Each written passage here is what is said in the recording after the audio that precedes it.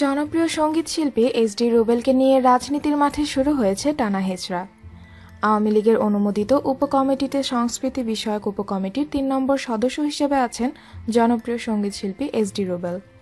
উপকমিটিতে এস.ডি. রুবেলের জায়গা পাওয়া নিয়ে দলের ভেতরে বিরূপ প্রতিক্রিয়া তৈরি হয়েছে।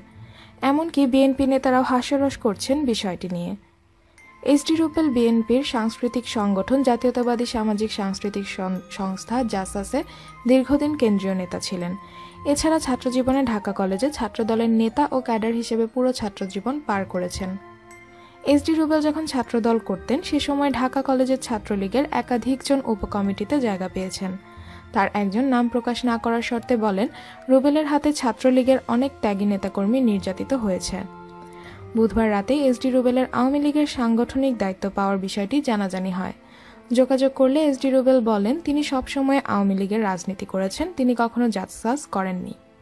তিনি বলেন, জাসাস থেকে তাকে অনেকবার প্রস্তাব দেওয়া হয়েছে, এমনকি বিএনপির হাইকমান্ডও তাকে প্রস্তাব দিয়েছিল বলে দাবি করেন রুবেল।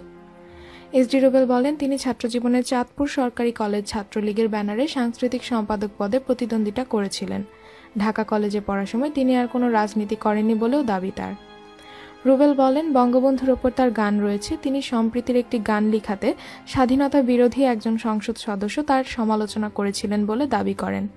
তিনি বলেন, আওয়ামী লীগের কমিটিতে তার যাওয়ার কথা, চূড়ান্ত খবরের জন্য অপেক্ষা করছেন। জানতে চাইলে জাসাসের কেন্দ্রীয় সাধারণ সম্পাদক নায়ক হেলাল খান বলেন, এস.ডি. রুবেল একসময় নিয়মিত জাসাসের কর্মসূচিতে যোগ দিতেন। তিনি আগের কমিটির সদস্য ছিলেন। জাসাসের অসংখ্য অনুষ্ঠানে তিনি গান গেয়েছেন। বারবার তাদের কাছে জাসাসের অনুষ্ঠানের বিষয়ে খোঁজখবর নিতেন। জানতে চাইলে আওয়ামী লীগের সদর দপ্তর সম্পাদক আব্দুস সোবহান গোলাপ এস.ডি. রুবেলের বিষয়টি তিনি জানেন না, এ বিষয়ে খোঁজখবর নেওয়া হবে। আরও এমন নিত্য নতুন তথ্য পেতে আমাদের চ্যানেলকে সাবস্ক্রাইব করে আমাদের সাথেই থাকুন।